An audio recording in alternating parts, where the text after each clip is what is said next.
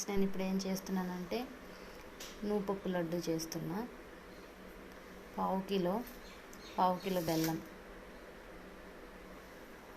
అంటే నువ్వుపప్పు గోల్డ్ కలర్లో ఫ్రై చేసుకోవాలి.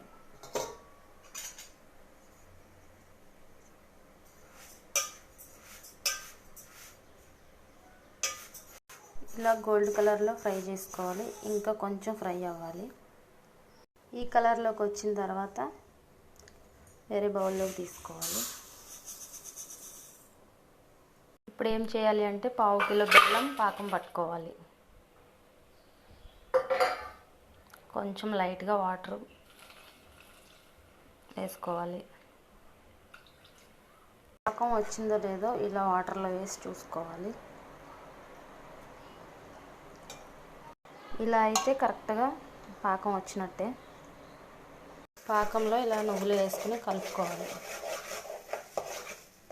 నేను చేసిన లడ్డు ఇలా వచ్చాయి ఫ్రెండ్స్. మీరు కూడా ట్రై చేయండి. ఎలా ఉందో చెప్పండి చేసి.